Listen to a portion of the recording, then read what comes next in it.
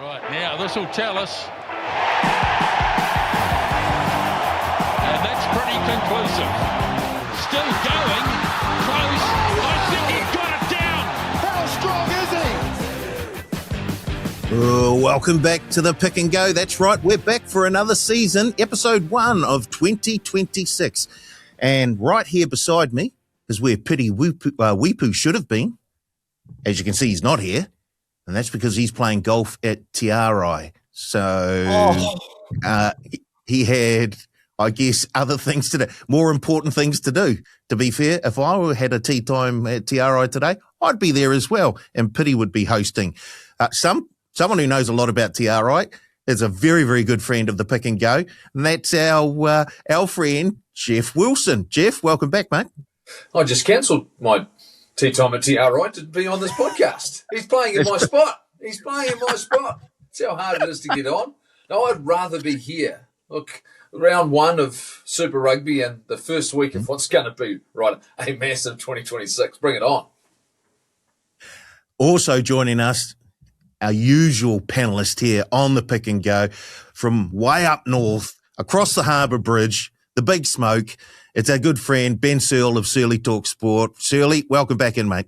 Yeah, cheers for having me. I'm not going to lie through my teeth like Jeff. I am stoked to be here, but I would much rather be at Tiarai. And I actually think episode 1 live from Tiarai would have been a great play, and I think we've missed a beat there. Yeah, 100%. We should have worked something out there. I know Jeff could have got us on. He could pretty much get us on any time we like, I believe. So we could sort that out. In fact, later on in the show, we might talk about some sort of little forfeit that one of us may have to pay up at the end of the season when it comes to punting. We'll get to that a wee bit. Have you got someone? Are you putting your hand up already, Searley? No, I'm saying Pity. I'm saying Pity Weepu because he didn't tip a winner in it all last year, and I don't think 2026 looks much more optimistic for him. But look, this 9-game multi will come in eventually. I mean, anytime try scorers everywhere. He just needs one to hit, and we're all rich. True. How many hit? Just one. One of his bets for the whole year. No. Yeah, how many hit last year? None. No, I didn't think so. Look, before we get to a wee bit of punting, as you say, we're only a few days out from the start of Super Rugby Pacific 2026. Before we get to that, and I didn't put this in the script, so I'm coming at you a wee bit blind here, guys, which is what we did last season, so we might as well continue on as we did. Six Nations. They've had a round of Six Nations matches, and I've got to say the French were very, very impressive. Or do you have another take, Jeff? Were the Irish poor? No. I'll go with France are awesome, but I think it's clear. I think it's a 2-horse race. I think England and France are clearly the 2 best teams in the competition. England are really, and what they've done probably over the last 18 months. Is really impressive. So they're good, but France are better. They'll be tough to beat, but it's the French. And so we'll know that they could do something random at some point and look as though they've got it all sewn up and then drop a game to Italy. Like, that's the sort of thing they could do. It's possible, but with Antoine Dupont-Bank, they're a beast. They really, really are, and with 60 minutes to go, this was an absolute thrashing, and it ended up being a little bit more respectable, but Ireland are a tough time at the moment. They just can't quite recapture that great form they had a few years ago. Are they sort of in between, I guess, great teams sort of thing? They lose a few players after the World Cup and they start to sort of rebuild slightly. Are they sort of just in between a wee bit in terms of getting all their ducks in a row? I think, and certainly I'll have a strong opinion on this as well, but I just think they've got a lot of aging players who were great players, who've done a great job for them, and all of a sudden you lose Amani and you lose Sexton, and you just all of a sudden, Gibson Park is still a very, very good player, but Bundy Arkee's now not on the frame, and there's no James Lowe at the moment who's injured. There's a number of guys. It's not to say that they haven't got good replacements right now, but they haven't got great replacements just yet, and all of a sudden this rotation and I think for a lot of these teams, they'll go through this. Argentina are a bit the same. They're a little bit up and down. And when the strongest team is out there, yeah, they can beat anybody. But their strongest team right now, I don't think is what they were. And it's going to be, they'll be good. But whether they can get back to being a team that are a potential World Cup candidate winner, I don't think they'll be there in 18 months' time. Shirley, do you agree with Jeff that it's basically a two-horse race here, France, England, and whoever wins their matchup probably goes on and wins the Six Nations? Yeah, I was hoping for a three-horse race because I love watching Scotland play, but geez, they got shot down pretty early, and yeah, that just shows what Italy can do. That's a great example as to what Jeff alluded to there, that if you catch them on the right day and it's your off day, then you can be beaten. I think for Ireland, I agree with Jeff. I think they just lack someone with that crazy amount of X factor where they can just split the game open and change the game. I think they're a good team. They play an exciting brand of rugby, but up against these top teams in the world, they just lack that one or two world-class deadly talent with ball in hand that can just split opposition teams open. So, yeah, I think it's France, England. I think that's the very last game of the competition in Paris. And it's only fitting that that'll basically be the final. 9 a.m. our time. That is going to be a great watch. What's mid-March, Sunday morning. Strap me in for that. Righty-ho. Just sticking with the Six Nations for a little while longer, do you see a future where possibly South Africa join the Six Nations? No, I don't. Look, I think they're in a real sweet spot right now where they've got everything they need, and it would all of a sudden put, I think, a whole lot of pressure on their system and the way that they do things, particularly because they have so many players playing overseas, and they have no problem bringing players together, but all of a sudden that would really upset what they have in Japan, players playing over there. I think what they've got at the moment is this nice little balance where they are bringing a number of their players back to play in South Africa, but that's a part of the URC. I can't see it. I don't think. I actually don't think the other Six Nations teams would want that. No, because then all of a sudden, if you're coming up against it every single year, and look, let's be clear, Wales are not the force they used to be. Scotland, every time you start thinking they're quite good, they go and do something like lose to Italy in the opening game, and their Six Nations campaign is pretty much done. And it's no disrespect to Italy, but I can't see Italy being contending either. So all of a sudden you push the number one team in the world, and South Africa will always be, I think, right now, far too strong for a number of those sides. So, I think that would be a big mistake. Shirley? Yeah, I can't see it happening either, and I don't want it to happen as an All Blacks fan because I think that would be great for the South Africans in terms of quality of opposition every year, but I'm also a bit of a traditionalist, right? We need to let these teams go at it, so I don't think it would be the right thing to do, and I can't see it happening now. Like Jess said, a lot of these guys are earning big bucks in Japan at the moment, and they will want to ensure that keeps happening just so that they can keep that balance perfect. Like it seems they kind of have it at the moment. A lot of those guys don't play a lot for those Japanese teams, but they still get paid the big bucks. But if you take them completely out of it, then those contracts will dry up pretty quick. Right, let's move on. We will focus on Super Rugby this season. Before we get to that, I thought, why don't we add in a nice little, a warm piece, a happy time piece here on the Pick and Go, and why don't we celebrate those rugby players who are having birthdays in or around when we record the podcast here.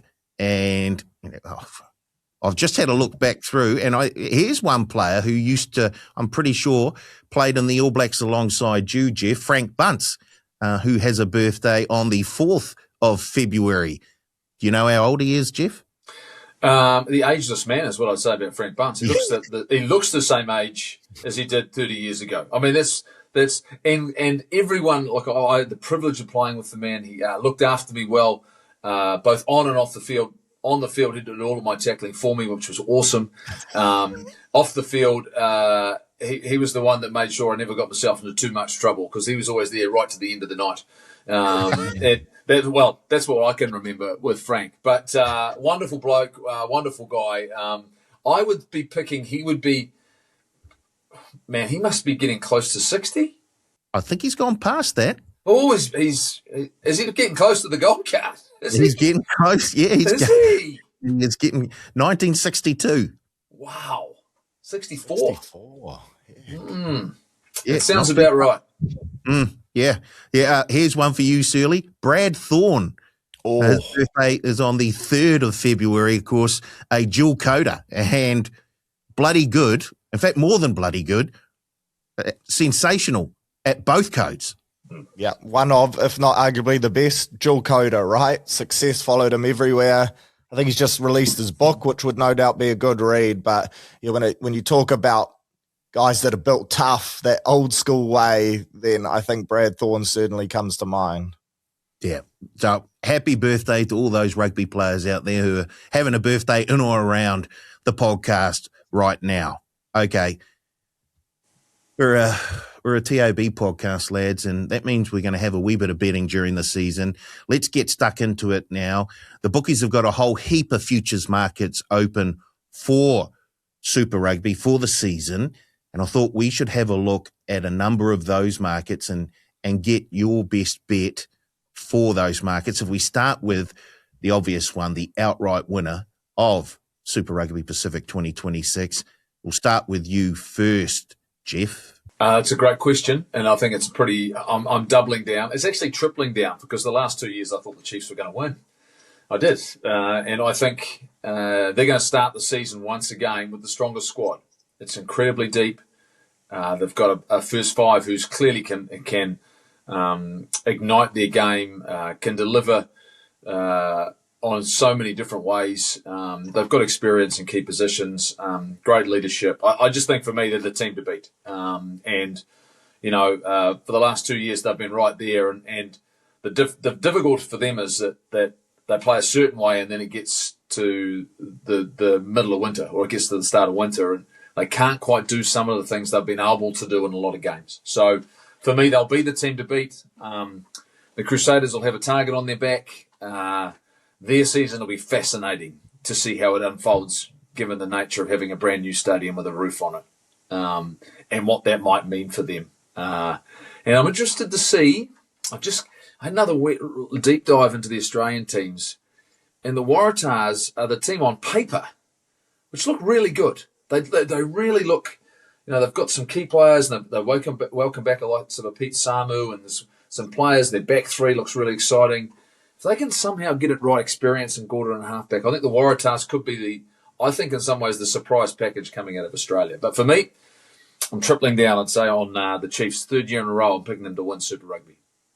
Yeah, I hear what you're saying about the Tars, Jeff. And for mine, they have historically been a wee bit of an Anna Kournikova. They look really good.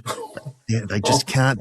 They just don't live up to the hype, unfortunately. Is that that's the first person you thought of? Was it that hasn't delivered on their potential? Was Anna Kournikova? Of all A of glimpse the behind the athletes around curtains. the world, I wonder Yeah, why a bit that of a might glimpse. be. Big tennis fan. Big tennis massive. fan. Yeah, got it. Yeah. Okay, Searley, your best bet for the outright market for Super Rugby. I think I'm tripling down too, because much like Jeff, I've been on the Chiefs for the last few years. I think the top 3 teams will be Kiwi sides. One Aussie team will sneak into the top 4. I also like the look of the Tars on paper, but again, looking at their preseason games, it looks like the same problem from last year defensively is still in their game. Like 48 points to 50 against the Brumbies. That is crazy scenes. Well done scoring 50 points, but it is preseason, so I'm sure things will step up. But I have the Chiefs beating the Crusaders in the final, which is an option at $3.25 to have those 2 teams in there, and then I've got the Chiefs to win it at $3. My 3rd place team was the Hurricanes. I haven't been put off their preseason performance. I think they've got enough talent there. The boost of Derns in the forward pack, I think, is going to be massive for them. Once they get Luckeye and Duplessis back in that team that got put to the sword in the preseason, I think they'll be good to go. Oh, boy. I'm going to make it the Chiefs as well. This is, I hope we haven't cursed the Chiefs by all going on the Chiefs to win. And I hope we have. This is 3 years in a row they've been the bridesmaid, and they deserve to get over that hump. They're $3 currently, and they are the favourites with the bookies to win Super Rugby. As Jeff said, they've got so much depth and so many positions. It's very, very tough finding a weak link. Those games that are a wee bit of a grind, that may be where they sort of come unstuck slightly. But boy, they're just across the board, and they've added some players who really do give them a wee bit more extra flair. So it's a stacked backline. Certainly out wide, that backline is stacked and very, very hard to find a weak link. So, yeah, I'm on the Chiefs as well. What about your regular season winner, Jeff? Yeah, this is an interesting one as well, because I'm the one thing you always get the sense of remembering that the draw means that the Australian teams play each other. Now, there's an outside chance, I think, the Brumbies. This is an outside chance. This is my roughie. Is the fact that I think the quality of the New Zealand teams, I think there'll be a lot of beating of each other this year. I've just got a feeling that, teams might split games against each other. And the Blues have actually, when Jordie Barrett does get back on the field a month into the season, it'll be what they've managed to create. And I think there's some players, the likes of a Hoskins Satutu, Dalton Popeliti, Ofatuanga Fussy is back. They won't get Patrick Tuipulotu to the back end of the year, but I don't think you underestimate the Blues are a team that are going to be tough to beat. They really, really are. So I just look across the board and go, maybe the Brumbies could get on a bit of a roll in Australia and win some games at home. And they could actually end up being quite high up. Now, do I think they'll be ahead of the Chiefs? I'm not sure. But I think, once again, the Waratahs are a sleeper, but the Brumbies are the team that just in Australia just is so very, very consistent. And on paper, they look good. They don't look great. But it just seems as though that they just know how to win. So I'm not picking them, but I think to me that's a bit of my roughie out of that. But once again, I come back to I think the Chiefs will be the team to beat. So it'll be hard to see them not ended up being the regular season winner. And saying that, though, remembering that the playoffs have changed in terms of if you're that loser in the in the quarterfinal, but the highest qualifier, you don't get to play at home, and that's where they didn't do themselves any favours, right, when they lost that game to the Blues. So, all of a sudden, home field advantage becomes even more important. You need to control that. So, I think the Chiefs are still the one to beat for the regular season, but the Brumbies, the way the nature of the competition is, could be very interesting. Yeah, currently the Chiefs are the favourites at $2.25 to be the regular season winner. The Brumbies, $8, and they are the most favoured Australian team with the bookies to be the regular season winner. So Brumbies out at $8, Chiefs $2.25 to be the regular season winner. Searley, your regular season winner? Geez, the thought of a Super Rugby final in Canberra, I'm sure that infuriates so many people and players. But yeah, if you're a Wallabies, an Australian fan, there is a other half of this competition, Searley. I don't even know if the boys want to make the trip that are in the Aussie teams. Imagine living in Queensland and going to Canberra. But I'm gonna take I'm gonna take the Chiefs at $2.25. It's boring. But I think it's the safest option. Yep. Let's be boring together then, Searley, because I'm taking the Chiefs at $2.25 to be the regular season winner. They just look so strong right across the board. That back line will be behind one of the best packs in the comp, and I think it'll be very, very tough to go up to Hamilton and beat the Chiefs this season. Right? Top tournament run scorer. Geez. Well, the T20 World Cup is on at the moment, and we're going to touch on that sort of later on. But top tournament try scorer, the market's out. I'm just having a look at it as we speak, and the favourite is Caleb Clark at $8. He's joint favourite actually with Leroy Carter, also at $8. Kyron Tomoifalau is out at $10, and then we get to Sevu Reece also at $10. So, Jeff, who is your top tournament try scorer? Now, I'm assuming he's going to be fit and ready to go week one. Amoni Narawa. I think that I'm very interested to see how they select their back three. It's going to be very, very competitive for who plays, but I think he's going to play a lot. Him and Carter, I think, will be on the wings. So for me, I think with the fact that we all believe that they're going to be the best team, I think they're going to play the right style. Narawa, for me, is a try-scoring machine when he gets the opportunity to play. His big thing will be healthy. What's he sitting at? Where's he in the... He's at $15, I think. Yeah, look, I mean, I think his is pure and simply about staying on the park, But when you've seen him, he is on the park. And it was such an unfortunate injury he picked up for the All Blacks last year. But when he's out there, I think he could be the guy. So that's where I'm going. But I have actually got Caleb Clark. Look, here's a guy I think is going to have a big year for the Blues. Wow, nice. Searley, have you found a top tournament try scorer? Yes, I've gone with Caleb Tangito from the Highlanders. I think he will score a large majority of their tries, if not most. And I think playing under the roof always encourages points. And I'm hoping that Caleb is on the receiving end. I have him wearing an all black jersey this year. So I think he's going to play his way in and he's going to score plenty of tries along the way. I have two other guys I've penciled here. Cam Roigard at 21s, just because anytime we're talking tries or anything to do with rugby, I always have Roigard. What a player. And Lester Whainganuku at 26s. Now, he's actually $7 for the Crusaders' top try scorer. Keen observers on the weekend in that preseason game would have seen him move into flanker throughout that game. And talking to a few of the Crusaders coaching staff, that is going to be something that they do this year. They're going to play him in the loose forwards at certain periods of the game. They believe his big body close to the try line, pick and go, suits his style of play. Wouldn't be surprised if he's not only scoring tries in the back line, but he's scoring them in the forward pack as well. Ooh. He sounds like he could make the switch to rugby league then, Searley. Well, there was those photos earlier in the year. He was decked out in Warriors kit and he looked damn good too. But no, he's just come back from cash and a check. I'm sure he's happy. Yeah, it's a rugby union podcast. Thank you, Jeff. Rugby union to stop poaching already. So you haven't even started. It's your year, isn't it? It's the Warriors' year, and you're trying to poach a rugby player already. Give these men a chance. Look, we don't need him. He'd be a nice. He'd be a nice, but yeah, we're going to win the comp without him. But how about he comes across maybe post winning the Rugby World Cup 27, comes in 28. Bang. If he helps us do that, you well and truly can have him. Go on. Yeah. If he helps us with the World Cup, you go on. He's paid his dues. Go for it. He's paid his dues. Game on.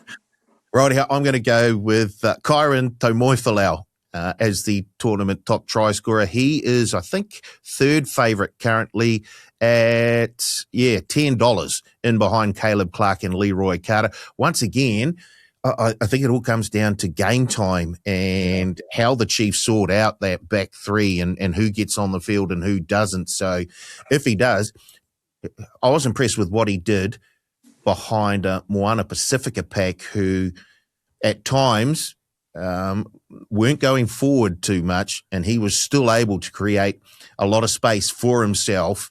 We know he's got lightning quick speed. He plays with a certain amount of abandon. Really like the way he went. Him behind that Chiefs pack, if he does get on the field, and I'm hoping that he does, if he does, I think he'll be scoring tries in bunches. So, Mr. Tamoifalau for mine at around $10.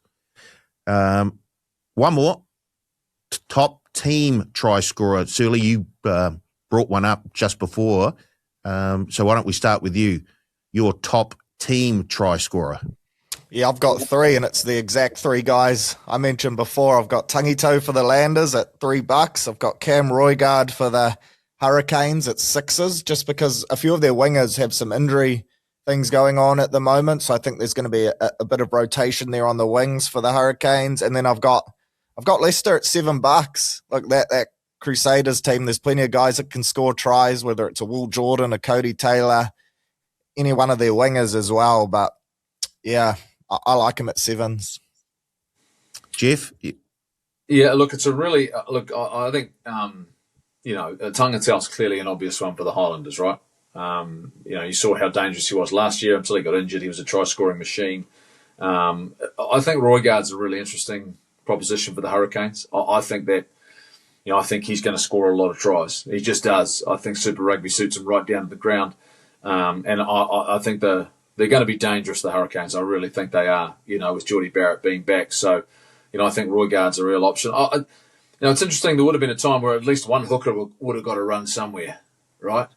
So I'm going to go just out of respect for Samisoni Taukei'aho. Just the fact maybe the Chiefs, everyone's talking about the star-studded backline, but they've got a forward pack to be reckoned with. Man, you can't go past the hooker who knows and loves to carry a ball and is tough close to the line. He must be paying plenty, surely, Samisoni Taukei'aho, given the fact that hookers usually get subbed off, But just a little wee side bet, just to see what it might be worth. Samisoni Taukei'aho is paying $12 to be the Chiefs' top try scorer for the tournament. So, okay, I thought it'd be a little bit more than that. Yeah, the bookies keeping them. Worst. Well, when you talk about all of a sudden, if you've got to rotate these wingers, and you're rotating these players, maybe they don't get enough touches. But he loves and knows how to score a try, Samisoni. Yeah, well, if Jeff can pick a hooker, then so can I, and I'm going to pick a hooker, and he's going to be in a team where there's probably going to be a wee bit of rotation with the wingers. That's Asafo Omua, who's out at $8 to be the Hurricanes' top try scorer. I agree with Searley. I think Cam Roygaard will be a huge, huge danger there. And I think because that there could be a wee bit of to-in and fro-in in terms of the outside backs when it comes to the Hurricanes, that makes it a wee bit more attractive to find someone like a Cam Roygaard or an Asafo Omua, who we know line out close to the try line. He's usually throwing the ball in, coming around the back, and then just getting driven over by the forward back. Add to that, he is one of the most athletic hookers going around, and you'll probably see him out wide scoring tries like Dane Coles used to do for the Hurricanes a few years ago. So Asafo Omua to be the top Hurricanes try scorer for the tournament out at $8. Right, that's it for the futures markets. We'll get back to a little bit of betting later on in the podcast, but now here's a part of the show we're going to call Trading Places, and it's about rugby players and rugby players who you think would have been successful at other sports and or disciplines. And because the T20 World Cup is on right now, I thought it appropriate that we look at rugby players who we think may have made really good cricketers, or maybe rugby players who did make really, really good cricketers. Surely, we're probably talking to one of them right now in this podcast. Were you good at cricket, Paulie? No, of course we are. Of course we are. Yep, extremely. We certainly are, mate. Yep, Jeff Wilson. One of those ticks both of those boxes, so I figured that's why you popped it up in this episode while we've got him on, mate. He'd run out of ideas and say, okay, let's just talk about that. He's never talked about that before. Let's just do that again. And Paulie, you could have bowled just as many half volleys for New Zealand as I did, so don't worry about it. So, hold on. But you were sort of in the sort of sporting landscape as rugby was going professional. And prior to that, I guess there was the opportunity for you to play more than one code for New Zealand if you wanted to. Did that change once rugby went professional?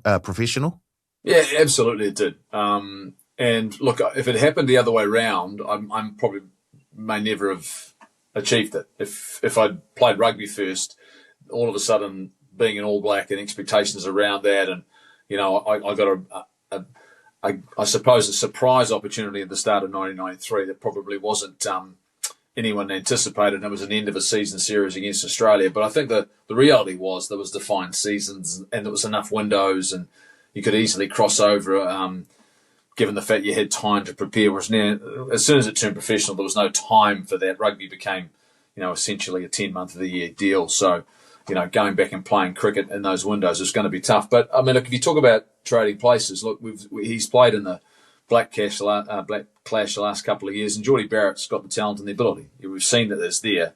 I said to New Zealand Cricket, and I've said to a lot of commentators that there's no reason why he couldn't play in the T20 New Zealand T20 team.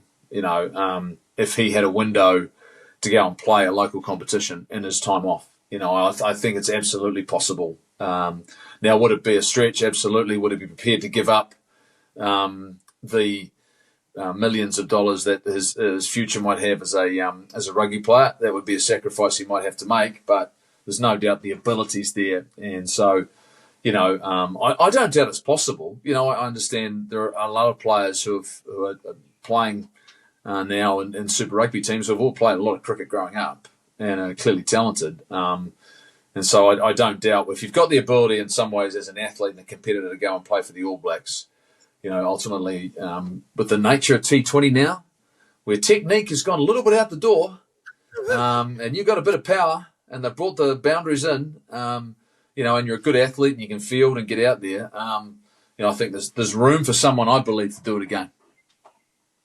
Yeah, they could bring the boundaries into the inner circle, and if I'm facing Mitchell Starc, I'm getting nowhere near that ball. So you do still need a wee bit of technique. Searley, you got any other rugby players who you think may have made great cricketers? Well, that Jordie Barrett chat got me excited. He was obviously on my list. Imagine him going to the IPL. That would be one of the crazy and the money.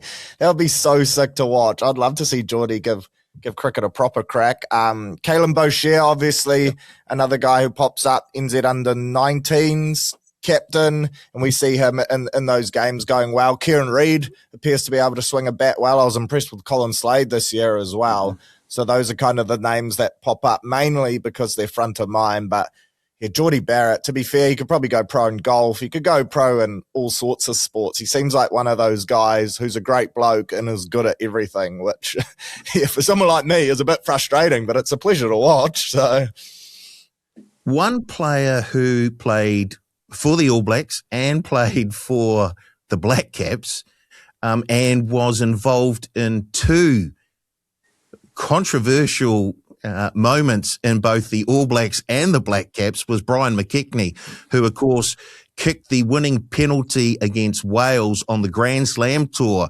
up north when I think it was Andy Hayden jumped out of the line out. The referee gave the penalty. The referee said he gave the penalty for another reason after the fact. Brian McKechnie kicked the penalty, which gave the All Blacks that win against Wales. I think it was 13-12, something like that. And then, of course, he was the batsman or the batter in that World Series clash against Australia where Chappells decided to bowl underarm to him on the final ball of the match with the Black Caps needing a 6 to tie the match. And I think that would have tied the series, the 3-game series, 1-1. So, yeah, Brian McKechnie, great. Southlander. Yeah, exactly, yes. But involved in two iconic moments of New Zealand sport in two different codes. Lest we forget Australia. Underarm. No, don't. We can't let that go ever. Move on, Paulie. Move on. No, I'm with you, Paulie. Yeah. Bugger them. Filthy Australian cricketers. That was filth. Yeah. Yeah. Junior Tanu, of course, All Black halfback, and I think he played cricket for Samoa later on. And of course, he is a mainstay keeper in that Black clash as well. So yeah, plenty of players who have done both, or maybe could do both. Right. Let's get back onto the Super Rugby and a look at the first round. And we start with an absolute boomer, to be fair. A Southern Derby, Highlanders up against the Crusaders. The Highlanders $3, Crusaders $1.37. They're 7.5-point underdogs, the Highlanders at home, under the roof. The game total set at 56.5. Of course, the Highlanders come into this with a horrible injury prior to the season proper starting, with Fabian Holland picking up that nasty injury. We'll start with you, Jeff, because it is the Highlanders. Can they come back from the... And, of course, there's also this stuff around Jamie Joseph and the vacant All Black coaching spot. So how does that affect the team? Do they actually care? Do they just get on with business? Oh, they'll get on with business. Traditionally, the Highlanders start most seasons pretty strongly. And Jamie usually prepares his team quite hard. And yep, there's been a couple of big losses to lose Dylan Pledger and then to lose Fabian Holland. And Pledger out for the season. Holland undisclosed amount of time after dislocating his shoulder makes it really, really tough. But I suppose this is why you've signed a Thomas Lavanini in the off season, is to try and find someone who can bring you some depth, and so he'll have a bigger impact for them maybe now. Look, the first round, the first 2 or 3 rounds are always tough, I believe, in Super Rugby to pick, because you're not quite sure about who's going to hit the ground running, who's going to be really have prepared well, and you try and read as much as you can into preseason games, but a lot of the All Blacks really haven't taken shape. They really haven't taken much time on the field, and sometimes some of those guys take a bit longer than others. So what the two teams actually look like, and for the Crusaders, some of the guys coming in a little bit later, it's the Highlanders will be going, well, if we can come out of the gate quick and put them on their heels, then maybe we can cause an upset in round 1, which I'd have to say would be an upset. There's no doubt about it when you're, the heavy underdog, even though you're playing at home. So, look, the Highlanders, like I say, I think they'll come out and they'll come out fast. They stayed in the fight last year. I mean, even though they ended up bottom of the pack, I think, but a lot of their games were very, very close. And a lot of them were less than 7 points. I think there were 6 games they lost by less than 7 points. So I think that's an indicator of who they are as a team. That won't change with Jamie in the short term. And I don't think it'll change through the course of the season, regardless what happens with him. So I think they'll be prepared and ready. And I know one of the things you want us to look at is point start. I like the point start, the 7.5, for a team that lost that many games last year. And they are very dangerous out wide. With Nareki, with Tangatau, Ratamatavuki, Neekins, they are very dangerous. So for me, I think that they can score points and they'll put up a real fight in round 1. Searley, Highlanders, they looked very, very strong prior to the season starting. Now the loss of those 2 players. Pledger was sensational for Otago in the NPC last year. And Fabian Holland, well, we know he is the main part of that engine room in the forward pack. So can they just pick up from that and start the season flying? I think they'll be competitive in this game for sure. The Holland one hurts just because of the physicality he brings to this forward pack up against the Crusaders pack that is always physical, prides themselves set piece, doing the tough stuff, and they'll look to roll up their sleeves. I love this Landers back line. As Jeff said, that those outside backs are just stacked with talent. And then big Cam Miller fan, Fakatava still a great 9. So, yes, losing Pledger sucked. And as fans of New Zealand rugby, we were gutted. I think the fans were probably more gutted than anyone because everyone was so hyped up. But Folau will do a great job for them at 9. It's more just forward pack depth for me and the loss of Holland, who I probably would have as their tone setter in terms of physicality and things like that, and a real genuine leader like we've heard over the last few weeks around his leadership in the All Blacks group at the moment. So, yeah, I think that will be the difference maker and that'll hurt them. But again, I also like that line. We saw the Highlanders not get blown out too often last year, and I think this first round that Super Rugby have cooked up with the draw, the rivalries and the games we've got is setting the stage for a very close and exciting round 1. And I think every game is going to be pretty tight, to be fair. But, yeah, I'll go the Crusaders to kickstart things, but I certainly don't think it'll be a whitewash. Now, if there's one game that the Highlanders get up for in a Super Rugby season, it's the game against the Crusaders. And to start the season off at home under the roof with, there'll be a whole lot of schoolies there, won't there? But it's It'll be orientation week, I'm sure. Yeah. I'll be around. Yeah. Don't you worry. There'll be a party in Dunedin, particularly when the Highlanders win. Come on, boys. Is Tony Brown in town? Of course he is. Yeah. Has anyone seen him? Oh, yeah. No. He's got a place up in Wanaka. He's been hiding out in Wanaka, but he'll be around. He'll be... Look, it was funny. Here's an interesting side bit here. He wanted to help with the Highlanders through the course until he had to go to South Africa. He was willing and able. Unfortunately, New Zealand Rugby... didn't allow that. They decided it wasn't in the best interests of New Zealand's game for Tony Brown to be helping the Highlanders, which is bitterly disappointing. on a lot of fronts. But anyway, I digress. Right, next game, it's the Waratahs at Allianz, and they take on their state rivals, the Reds. The Waratahs, outsiders at home, and after Jeff talked them up earlier on in the podcast, that's starting to look more and more attractive to me. They're $2.35. The Reds, $1.57. They're 3.5-point underdogs at home, the Tars, and the game total set at 54.5.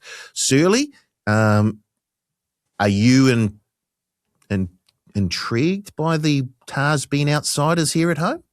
Certainly am. I mentioned their defense last year let them down. They also struggled a bit away from home, but at home they looked pretty sharp. And if you're offering, $2.35 is good, $3.45 for 1 to 12, because I do think this is going to be really close. I think that is great buying in terms of upset of the weekend value right there. So, I'll jump on the Tars, and $3.45, 1 to 12. That's too good for me to pass up. I think home ground advantage for them in this first game is going to be pretty crucial. Jeff, you talked the Tars up earlier on. Are you sticking with them here in the first game of the season? Look, it's intriguing because, I look at the Reds and I'm going, where does Carter Gordon really fit? And, him coming back from rugby league to rugby union, what impact is he going to have on them and what they do? Because they are stronger in a lot of positions, the Reds. They really are. And I'm imagining it's through that experience that's why they're coming in as favourites in this game. But, for me, I find it very, very interesting to see where they can be favourites. I mean, I know Paisami's a good player, but to me, on paper, I don't think they look that formidable that they should be the favourites to win this game. And I'll be fascinated to see whether or not they can live up to that hype. Really. Now Les Kiss is sort of, I suppose, last season with them before he takes on the Wallabies. But I think the Tars have got a lot to like going into this game. So I don't think they've got the I don't think you've got the numbers right here in terms of favouritism. So I think the Waratahs will win this game. I do. They've got some talent. We've got some players in the outside backs who can be dangerous. So, I mean, Joseph Swatali'i, I think, is going to have a big season. I think he's going to continue to develop and get better and better. So, with that in mind, I've got the Waratahs winning this game. Yeah, it's amazing. We're all sort of thinking along the same line, which is sort of concerning a wee bit as well. But I agree with Searley. I think if the Tars can sort out their defensive frailties from last season, then they really will be a tough proposition. Next game, we head to Saturday, and the humidity of Churchill Park in Fiji. And where are we? Drua, $1.33, Moana Pacifica, $3.20. 8.5-point favourites, the Drua. Game total set at 61.5. Searley, the Drua, who, if we remember, last season at home, they were very, very tough. They beat a number of teams there. In fact, I'm fairly sure they beat the Chiefs at home last season. So they are, when that crowd gets behind them at home, they are very, very tough to beat. Especially in Lautoka, right? Like, it goes up to another level there. That's been the cauldron for them. So, I like them to start things off here and get the dub. I know they've been talking it up too, saying finals or nothing is the expectation for them, which of course you're going to say in preseason. But if they're being serious about that, then they need to protect their home. And more importantly, they need to travel better. But this will be a great start for them. I don't think the over-under is safe either at 61.5. I think there's going to be points aplenty, and we could see it in an exhibition here. So I'll take the Drua and plenty of try scorers. Jeff, you impressed with the home team? Yeah, I'll look. Their season will be defined whether or not they can get on a plane and win a game of rugby. Ultimately, I think at home they'll be really difficult. Last year they beat the Force, they beat the Reds at home. The Blues went over and did a number on them over there. So did the Crusaders, but they beat the Waratahs at home. So I'm pretty confident. I think they'll get the win. I think it's actually probably one of the better bets of the weekend. I think it won't be easy for Moana Pacifica to go over there and win in round one. It'll be tough. It's an afternoon game. All of those things. Wow, it's going to be hot. It's going to be humid, and I think the Drua know that if you're talking about being part of the playoffs, they have to win their home games. 29 degrees, 75% humidity, thunder and lightning at midday. How fun. How fun. That's all right if you're over there. I'm in Fiji. What am I? I don't worry about it. I'd love to be in Fiji. Exactly. If you're in Denarau, that's fantastic. I love it. 75%. They're in Lautoka, aren't they? Yeah, they are. Yeah, so I'm talking about a holiday. They're just up the road. That's outstanding. Right. Here we go. Big matchup.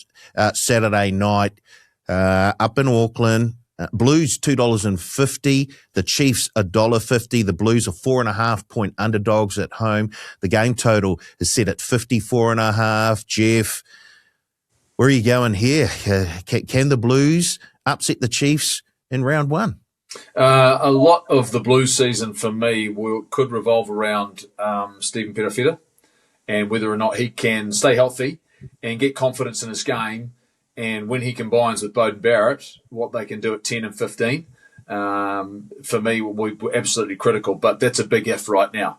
And no Jordie Barrett for the first month of Super Rugby. So for me, I think that's why you're seeing where this sits right now as the Blues being heavy underdogs. Taufa Funaki out, I think, as well for most of the season. I think he's gone.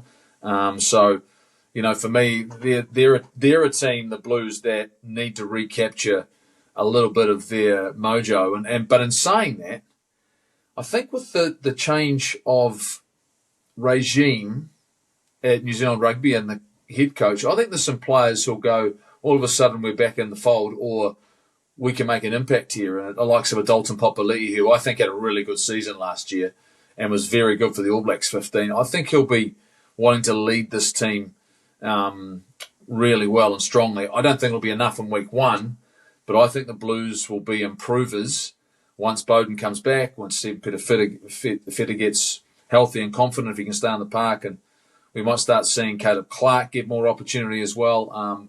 Vern Cotter's last season already been announced. So I think there's a lot of things they've got purpose on. And I know Patrick Tuipulotu, even though he's not playing, will be driving this group to go out and perform well. So, I think the Blues, they won't beat the Chiefs in round one, but they will get better as this tournament goes on. Searley, the Blues have lost a whole heap of experience. Rico Ioane's on a sabbatical. Mark Talaire's gone. Ricky Riccatelli, Harry Plummer. That's a whole chunk of Super Rugby experience. Can they challenge the Chiefs, though, on Saturday night?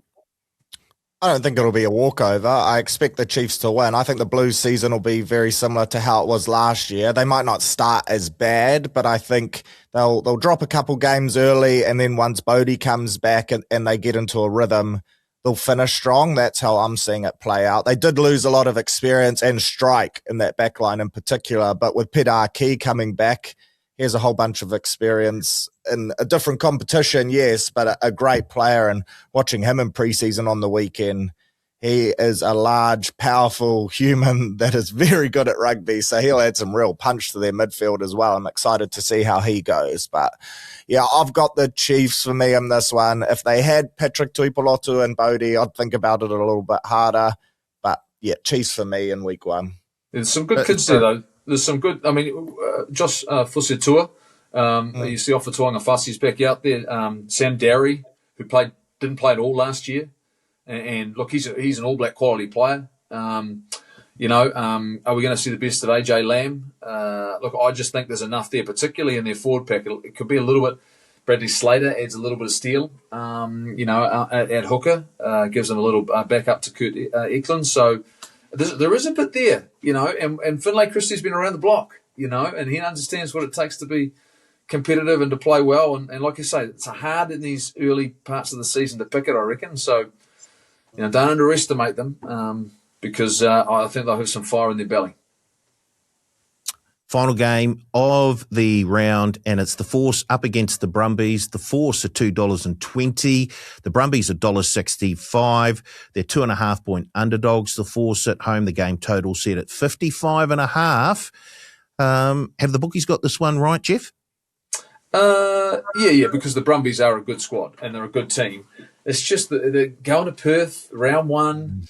They were a lot like the Highlanders last year. The Force, they were just niggling for a lot of teams. Like just whether it's the time zone or whether that's that slight change, and it can be very hot there. And they had some players in the Force, and they've recruited pretty well again by all accounts.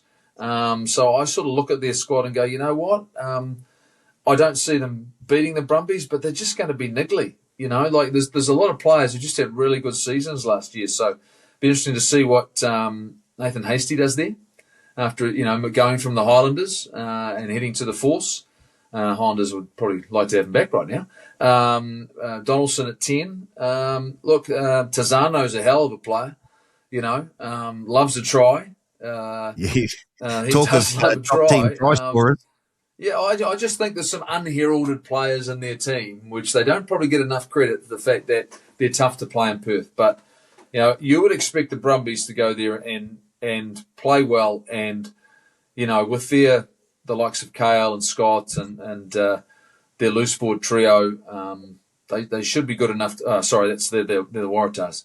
I'm just sort of interested to see where this ends up. Searley, Carlo Tazano, $5 to be the top try scorer for the Force. Amazing. And he's the third favourite in that market as well, behind Darby Lancaster and Dylan Peach. Are there a chance here? I mean, the Brumbies have always traditionally been, if not the strongest Australian team, then probably the second strongest team for as far back as Super Rugby goes. Are you willing to take a punt on them here, even though they've got to travel across the country all the way to the West Coast? Yeah, I looked at this one for a long time. I thought the Force last year in the first few rounds looked really good, and then their depth hurt them a little bit towards the back end, and they looked really good at home as well. So, yeah, I don't mind them here. Certainly an alternative line. I think it'll be a close game. That Tazano $5 bet is a great shout. The Force look like they've had a good preseason too. So, yeah, $2.20. I'll tip them in. Why not? There's got to be a couple upsets this weekend at least. So I'll bank this in as my second one. Right, before we get to some betting for the first round, I'll slot another little segment in here, and it's the MVP. And I want you to give me your most valuable player for each of the New Zealand franchises as well as Moana Pacifica. So why don't we start up north with the Blues first, and we'll go to you, Searley, seeing as you're up that way. Who is the player that will be the most valuable player for the Blues this season, the one who I guess will have the greatest effect on their chances of winning or not? I think I've stolen Jeff's one here, but I'm going to go with Dalton, skipper. I think he's going to lead from the front, and he's going to have a big year. Recently had a baby. It looks like he's really operating. He's got that balance right in his life, and I'm expecting a big season for him. So I'll go with Dalton. Jeff, you've mentioned Dalton properly. I've mentioned Stephen Petafeta as well, and that's the guy for me. I've always had big raps on this young man, and there's no doubt he's had some real setbacks and a calf injury that just wouldn't clear last year. But if he's had a good preseason and all of a sudden he gets his confidence back, I just think he'll give them the balance up front when he'll probably have to play at 10, or he'll have an impact there, depending what they go before Bodie comes back. But for me, he's the guy that can, I think, make the right decision making from the back for them when he's playing at fullback for the Blues when he gets his opportunity. So for me, I think a lot of their season will hinge on how he works with Jordie Barrett, if he's fit and available. So prior to Bowden coming back, you think that Petafeta will probably be in the 10 jersey? Is that what you would do? Well, Rico Simpson's the other option they've got there, and he played a bit in the preseason, and that's there's no doubt Rico's a developing young player, but it is a hard place to learn, and it's hard when you've got maybe a Sammy Penny-Finau and a Luke Jacobson and players of that ilk coming at you. Boshier, just you need to be 100% settled, and I think if he's fit and he's available and ready to go, he would be the guy I would expect to fill that fill that void. But and it's tough when you've been on the sidelines as much as he's been on the sidelines. So often he was close to coming back and never quite got there. So for me, that's where that'll be the big challenge for him. But if he was the guy, for me, that's what I would expect. If he's fit, available, he should start at 10. Yeah, I'm going to go with Patrick Tuipulotu, and I know that he won't be there for the first part of the season, but I think because the Blues have lost so much experience in the off-season, that his influence, both on the field and off the field, will be hugely influential on this Blues team. So Patrick Tuipulotu, the sooner he comes back, the better for the Blues, in my opinion, but I'm sure that he will be driving certainly those younger players in the forward pack. He will be supporting them big time until he does actually get on the field. Right, let's move to the Chiefs. Oh, wait, you got something there, Jeff? Just keep an eye on the season for Anton Segner. Because even though he was so good last year for the Blues, and then in a really tough season for Auckland, he was a standout performer.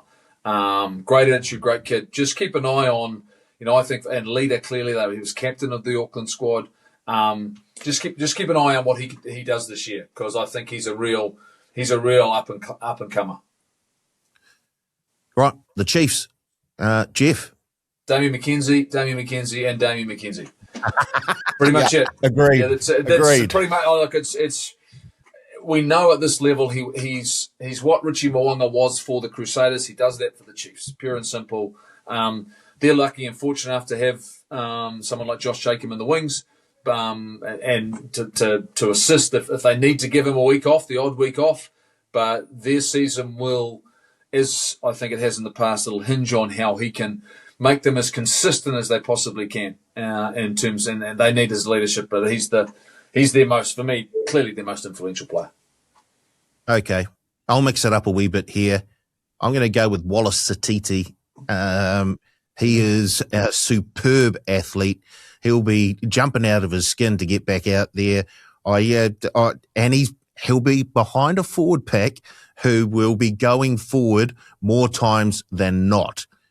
So, yeah, I totally understand Damien McKenzie. I just love the fact that how Wallace Satiti burst onto the scene, and I think it'll be huge. He's going to have a huge season. So, yeah, Satiti for mine.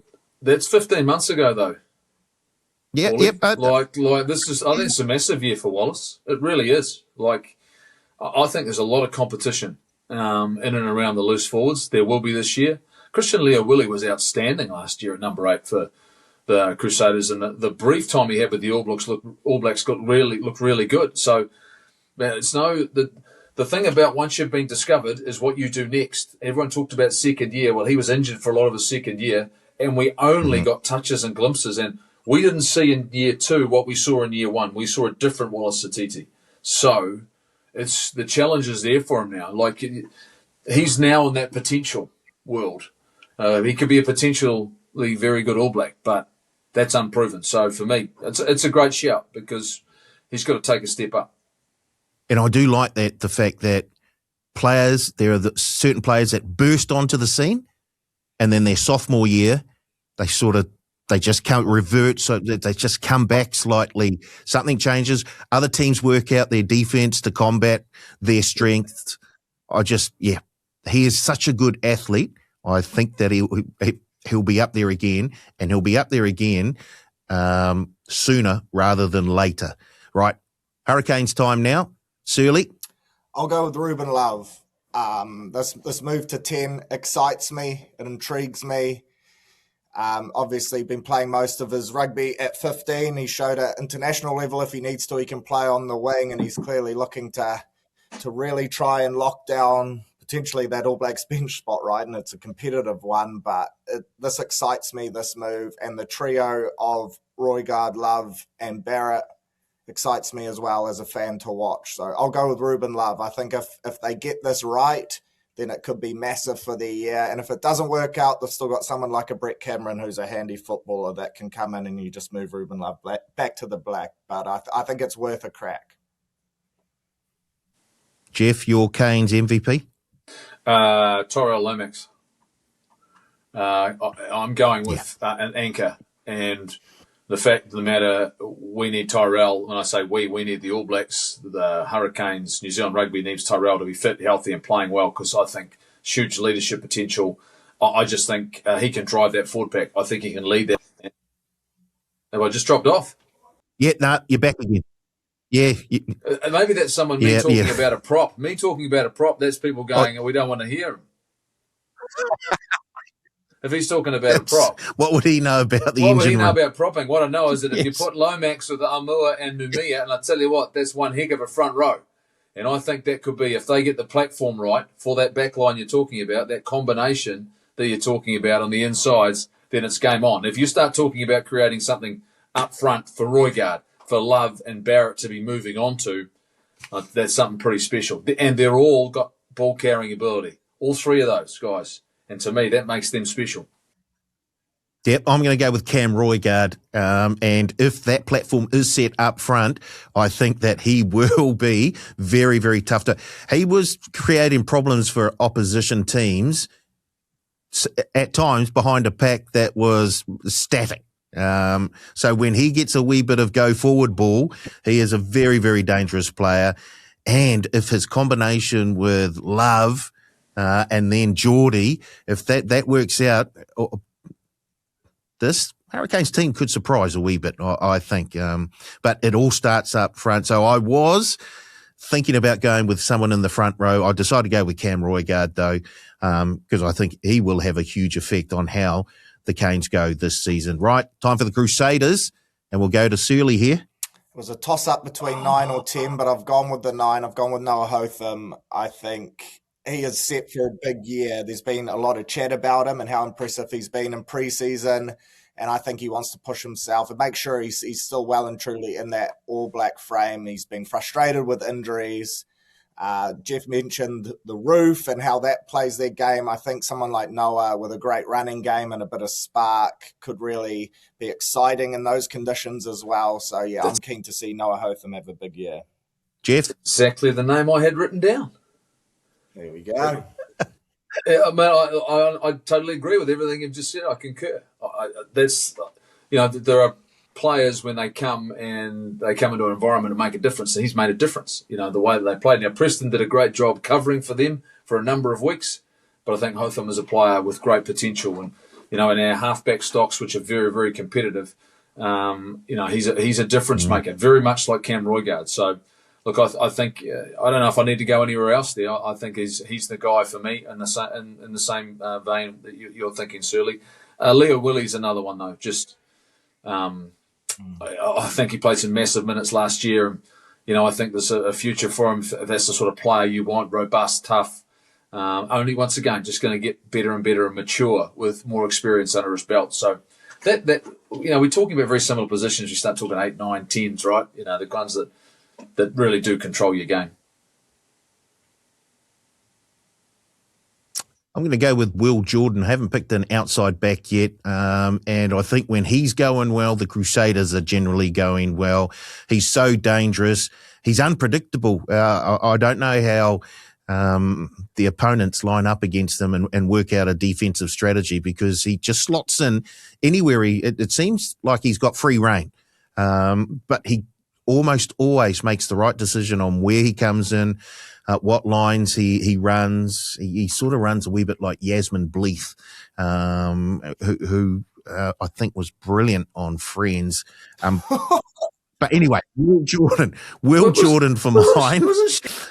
We go finally down to the deep south. Jeff, we go to the deep south. Your boys. Baywatch? Oh yeah, no, she was on Baywatch, but they were watching her on Friends. That's right. Run, Yasmin, run. Anyway, let's go down south to the Highlanders, Jeff. Anna Kournikova, Yasmin Bleeth, Paulie, got some issues, son. You got this. You've got some issues. I'm going to go Jim the Difference. Speaking of issues, Highlanders. Jim the Difference, Timothy Tavatanawai, because everyone knows exactly how influential he was for the Highlanders. He had a great season last year, then picked up an unfortunate injury. And, the hard part when you sometimes make the All Blacks is then you don't get to play much rugby. And he didn't get to play much rugby on the back end of 2025. So for me, we talked about the outside backs. for the Highlanders, but what he offers and can bring at 12, whenever that comes, and I don't know if he's featured in the preseason just yet. I'm just sort of keeping an eye on how much he's played, but when he is out there, he's going to be the difference maker for them. Like he is an inspiration to the rest of the team because he is creative, he's defensively strong, he makes plays in the game which are match-winning plays. Searley, your MVP for the Highlanders? Yeah, I had Big Jim as well, just as leadership, and another one that I was gutted to see go down with injury last year. But I'll chuck Jacob Ratamatavuki-Nepkins in there too. That back three is so exciting. I've touched on Tangita and how I think he could wear a black jersey. I just think if opposition teams are going to kick them the ball, then those three in particular are going to look to make something with it. And I think he scored a hat-trick in pretty quick time on the weekend against Moana. Obviously, preseason code, so you can't take too much from it. But, yeah, he's another of these guys with all the skill set to go to the next level, and I'm excited to see how he goes another year starting at the back for the Landers. Yeah, I've sort of cheated here slightly. I've gone with Jamie Joseph. He was good on Friends to too, be wasn't he? I just think he's so important to that Highlanders outfit. He creates a culture where I think as a player, you know exactly where you stand with Jamie. There's no fluffing around, and he'll let you know where you need to improve, and he'll let you know what you're doing really, really well. And I think that most players would appreciate that sort of feedback, and we've seen them improve under his tutelage. It will be very, very interesting to see if he is still there in a few months' time. But yeah, I just think that the influence that he has over that Highlanders franchise is massive. So I've gone with Jamie Joseph for mine. Finally, Moana Pacifica. Shirley, where are we going to go? MVP. Oh, I was tempted to go Pellegrini just because how good he is. The impact he's had on this team, in particular last year, was outstanding. Would have loved to have had him at North Harbour, but we won't go there. And just saying his name brings up worms of the 2025 North Harbour campaign. So instead, I'll go with Nani Laumape, a guy that is built like a hooker, powerful, stocky, quick. Leadership is going to be so important for them without Artie this year, and I think they're going to lean heavily on Nani. They'll use him as a battering ram. They'll use him basically as their main go-to weapon, and I'm really excited to see the season he has back in New Zealand rugby. Jeff? Miracle Whailangi. Look, the original, their leader this season, their captain, I think it was announced, and rightfully so. He's been very, very good. Look, his combination clearly with Artie last year was important, but I think he would have learned a lot from that whole experience and how to lead with this group. They're a unique team with a unique culture who clearly love playing for each other. They're going to need to do that this season because when you lose the likes of a Tumoy Falau, when you lose the likes of a number of actually experienced players are not back from last year, it's going to be a really tough ask, and they're the outside of this competition for a reason. And so what they need to do is they need to make sure they stay tight, and I think Miracle's a good enough player, and he'll be an inspiration to them, and he's shown how dangerous he can be. So I think he's going to need to be more than he's ever been before for them to be competitive on a weekly basis, but I've got a sense that he can do that. Funnily enough, those are the two names that I came up with, Pellegrini and Whailangi. And I settled on Whailangi just because of the fact that you mentioned there, Jeff, that they've lost a whole heap of experience. They've lost Artie Savia. Someone is going to have to stand up in that pack, and I think it's going to be Miracle. I think he showed last season that he has the credentials to be able to make that step up, to be a leader. And I think he will be very, very important for Moana Pacifica in what looks to be a very, very tough year for those boys. Right. I think we should get on to some betting for the first round. We're going to go best head-to-head, best point start, best anytime try scorer, even though none of the teams have been named as we record right now, and best winning team in margin. I'll keep a track of all of those bets throughout the season so we can find out who's hot and who's not First of all, your best head-to-head for round one, Jeff. Drua at home. Drua to beat Moana Pacifica. I think they'll make a statement performance. Right. I think the conditions suit them. We talked about that game earlier on, so I've got the Drua at home. Skinny odds, but I think fair odds. $1.30. $1.33. Happy enough. Yep. Nice. Searley, your best head-to-head? Can we copy or no? Yep, 100%. Yeah, unfortunately, pretty boring, but yeah, I'll go the drawer as well at $1.33. Rightio. I'm going to go Chiefs at $1.50 to beat the Blues. Your best point start. We'll start with you this time, Searley. I'll go the Tars with the plus 3.5 at home. Yeah. Jeff? Yeah, that's after us convincing ourselves the Tars are going to win that game. It's probably the best point start, but I'm going to go down in Dunedin and Highlanders plus 7.5. I think that they'll get it with. They'll get close to the Crusaders, if not beat them. So there you go. They'll get close, but if not beat them. Nice. I'm going to go with Searley here. I'm going to go with the Tars at home at Allianz, plus 3.5 against their bitter state rivals. I think this might be the season for the Tars where they jump up and surprise.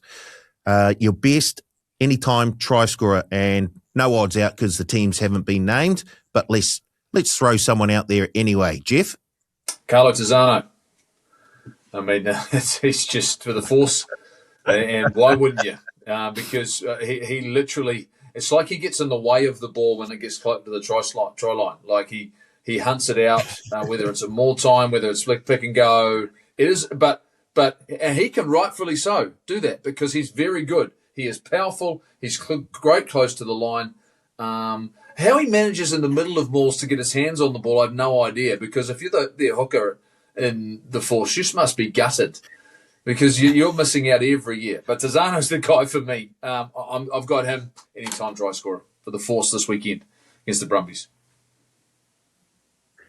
Searley, you're anytime try scorer? Tell you what, I'll be looking at that Fiji and Drua lineup and getting on a couple of their wingers once it comes out. But I think for now, I'll go with Max Jorgensen if he's named for the Tars. A massive get for them. I think I saw he extended till 2031, right? So, yeah, just lightning, electric, exciting player to watch. And if the Tars are going to beat them, then he's going to need to be at his dangerous best. I'm going to go with Kyron Tamoifalau. Hopefully he does get onto the field. And if I've backed him to be the top tournament try scorer, then I hope he starts the season off on fire. So Kyron to score a try against the Blues this Saturday night. And your best winning team in margin bet, we'll stay with you, Jeff. I got Brumbies 1-12. And I think that's about 255. I think somewhere around there, 250. In Perth, like I say, they don't go away at home, the Force, and they won't go away. But I think the Brumbies will win. But it'll be 1-12, so that's where I'm going. That's $2.65. That It's gone out. Brumbies 1-12. Still drifting. Nice. There we go. I've got a lot on the Tars here, don't I? I don't want to have all three. My try scorer, my best line, and my margin, but it's $3.45 for 1-12. Just, yeah, something's telling me to do it. We've all been convinced, so I'm going to jump on. Sounds like you're building a nice little same game multi there, Searley, well, to be it could fair. also be a shocker too, Paulie, depending how the game plays out. So, yeah. Right, I'm going to go with the Drua 1-12. I think they will be just a wee bit too good for Moana Pacifica. I think Moana Pacifica are going to start. They'll come out with a bang in the first couple of weeks. And I think that's probably their best opportunities to actually stick close to a number of teams. So I think the Drua 1-12. In the end, I think the humidity, the heat, the home crowd will just be a wee bit too much for Moana Pacifica. So Drua 1-12 at $2.95. Right, what we're going to do this season is we're going to take a best bet from each of us and put them all, chuck them in, make them a multi, and see how we go over the season. And the person who has the worst result for the season, we'll have a little forfeit. I don't know if we've decided what that might be. Possibly the worst person taking everyone else out for a round of golf. So if Pity's the worst person, get ready to play Wainui Amata Golf Club. If it's Jeff, hey, we might have to get up to TRI. This sounds like a bit of a stitch-up. This is a stitch-up, 100%. I've got a feeling I'm going to end up losing. But that's fine. Come on up, boys. No problem at all. So does that mean I get to pick first? Right. Give us your best bet of the round. Are we multing these up, right? This is a multi. We're going to multi them up. Yep. Well, I'll get in. I'll just take the Drua. I'll just take the Drua first, head to head, at home. I've got them. Nice and simple. Nice. $1.33. Yep. Searley. I'll take the Chiefs. $1.50. It's probably dangerous as a best bet. Oh. But hey, I'll take. Jeez. Royal well. Takapuna could be copping the green fees, lads. Get ready. I'll take the Tars plus 3.5 at $1.90. There we go. There's our little pick and go best bet bundle for round one of Super Rugby 2026. We've got Hopefully a chance next week. We've got a chance, Perry, because he's not here. So we've got a shot. Because Perry's not here. We're in. Right. Hopefully, Pity will be sitting right here next week, and we can have a bit of a chat with him. Be interesting to see the banter between him and Jeff if Jeff's on next week. What do you got? You heading along to any of that? You going to the Blues game, Jeff? I'm down to Eden, opening round down there. So I've got that game, and then I'm coming back up to Eden Park on Saturday. So double header for me this weekend. Can't wait, to be honest. I get itchy feet with about 3 weeks ago. It's time to get going, you know. And the Six Nations was a nice little wee introduction into the season, but this whole season's taken a whole new lease of life for me because we have no All Black coach, and that means that there is no preconceived ideas about who's going to be in the All Blacks. Everyone's got a shot, got a chance. Whoever the new coach is will be setting a new set of rules, new set of standards. So all of these players, whoever they might be, I think some guys who weren't in the frame could get back in the frame. And for some young players, there's a massive opportunity. So let's bring it on. And now I'll just say this. I remember what it was like fighting for spots to go to South Africa in 1996. That's what's at stake for these guys in Super Rugby, is a chance to get on the plane and be part of a massive tour. So let's bring that on. I can't wait. Searley, you heading along to Eden Park? Is it Eden Park this Saturday night? Yeah, look, it's Valentine's Day, so I figured what better way to treat the wife than we can watch the Warriors preseason game and roll that straight into Blues versus Chiefs. It doesn't get better. It's footy over flowers this Valentine's. Get around it, lads. Let's treat ourselves. She's a lucky lady that can. Yeah, you're telling me she knows. I can only imagine if I suggested that, what would happen. If I even suggested that, what would happen in our household? Good luck to you. Good luck to you. I'm a brave man. If it's going to happen anytime, it's this week early on in the season. Surprise them with a picnic. They just don't know the picnic is at Eden Park. Righty-ho. Hurricanes have got the bye in round one, so I'll be watching a whole lot of footy from the couch over the weekend. But thanks to Jeff for joining us once again here on the Pick and Go. Thanks to our good friend Searley for being a part of it. We'll be back next week as we look back at our winning bets and our losing bets. Hopefully more winning than losing. And thanks for tuning in, and we'll see you again next week on the Pick and Go.